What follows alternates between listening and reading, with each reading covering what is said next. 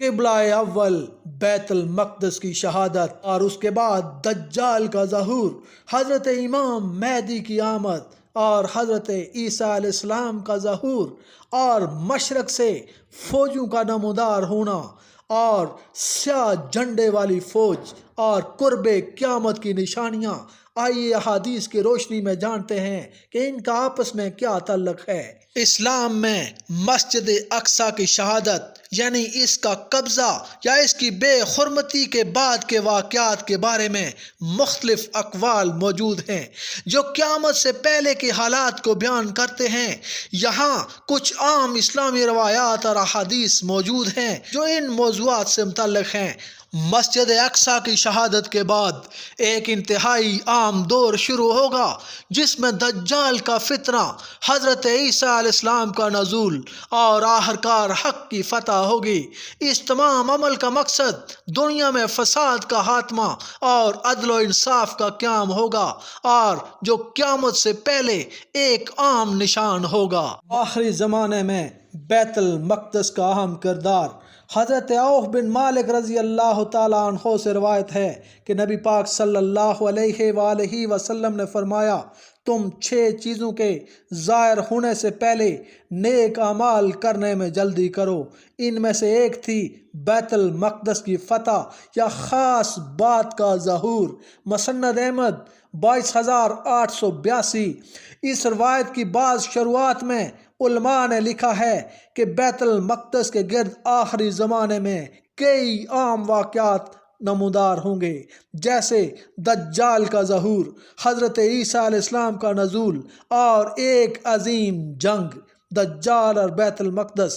احادیث کے مطابق دجال کا فتنہ مسجد اقصی کے ارد گرد ہوگا اور حضرت عیسیٰ علیہ السلام کا نزول دمشق میں ہوگا، لیکن وہ دجال کو بیت المقدس کے قریب یا اسی علاقے میں قتل کریں گے۔ اسلامی عقیدے کے مطابق مسجد اقصی کا تقدس بہت زیادہ ہے اور اس کے خلاف کسی بھی قسم کی بے حرمتی یا قبضہ قیامت سے پہلے ایک اہم نشان ہوگا۔ کچھ حدیثوں میں ذکر ہے کہ جب دجال کا ظہور ہوگا تو مسجد اقصی میں اس کے پیروکاروں کی موجودگی اور ان کے افعال سے ایک بڑا فتنہ جنم لے گا۔ اس کے بعد اسلامی عقیدے کے مطابق حضرت عیسیٰ علیہ السلام کا نزول ہوگا۔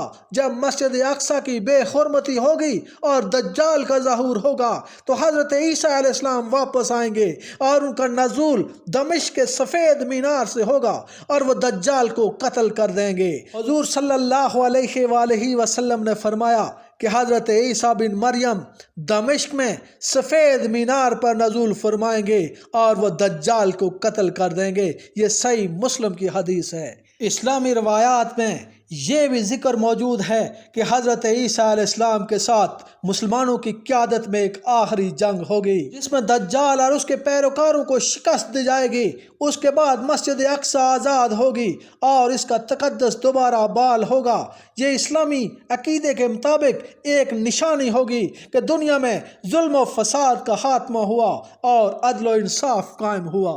مسجد اقصی کی شہادت کے بعد دجال کا ظہور ہوگا اور قیامت کے قریب آنے والے بڑے فتنے کی علامتیں ظاہر ہوں گی۔ یہ ایک ایسا وقت ہوگا جب دنیا میں شدید فساد اور فتنے ہوں گے اور لوگ دین سے منحرف ہوں گے۔ ان فتنوں کا مقصد صرف مسلمانوں کو آزمائش میں ڈالنا ہوگا۔ اس بارے میں احادیث ترمذی شریف حضور صلی اللہ علیہ وآلہ وسلم نے فرمایا کہ جب دجال کا فتنہ آئے گا تو مسجد اقصی کی آزادی کا وقت قریب ہوگا اور حضرت عیسیٰ علیہ السلام اس کو فتح کریں گے۔ اسلامی عقیدے کے مطابق آخرکار اللہ تعالیٰ کی مدد سے حق کا غلبہ ہوگا اور مسجد اقصی کا تقدس اور اہمیت دوبارہ بحال ہوگی۔ دجال کی شکست کے بعد حضرت عیسیٰ علیہ السلام اسلام کی قیادت میں ایک دور آئے گا جس میں امن، عدل اور سکون کا راج ہوگا۔ مسجد اقصی کے بارے میں کئی احادیث موجود ہیں جو اس کی فضیلت، اس میں عبادت کرنے کے اجر اور آخری زمانے کے واقعات کو بیان کرتی ہیں۔ کچھ احادیث اور روایات ایسی ضرور ہیں جو آخری زمانے میں اس کے گرد ہونے والے فتنوں، جنگوں یا یہود کے ساتھ تعلقات پر روشنی ڈالتی ہیں۔ یہ پہلے مسجد اقصی کی فضیلت جان لیتے ہیں۔ حضرت ابو ہریرہ رضی اللہ تعالیٰ عنہ سے روایت ہے کہ رسول اللہ صلی اللہ علیہ وآلہ وسلم نے فرمایا، 3 مسجدوں کے علاوہ کسی اور مسجد کا ارادہ کرتے ہوئے سفر نہ کیا جائے۔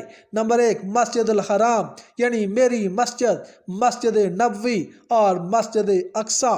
صحیح بخاری کی یہ حدیث ہے 1199 اور صحیح مسلم 1397۔ مسجد الحرام میں ایک نماز کا ثواب 1,00,000 نمازوں کے برابر ہے۔ میری اس مسجد یعنی مسجد نبوی میں 1000 نمازوں کے برابر اور مسجد اقصی میں ایک نماز کا ثواب 500 نمازوں کے برابر ہے۔ یہ سنن ابن ماجہ کی حدیث نمبر 1406 اور مستدرک حاکم صحیح میں یہ حدیث موجود ہیں۔ اس دور میں ایمان کی سلامتی اور دجال کے فتنے سے بچنے کے لیے سورۃ کاف کی تلاوت کریں یا کم از کم سورۃ کاف کی پہلی 10 آیات کو یاد کریں اور ان کی تلاوت کر لیں تو انشاءاللہ آپ کا ایمان بھی سلامت رہے گا اور آپ دجال کے فتنے سے بھی محفوظ رہیں گے۔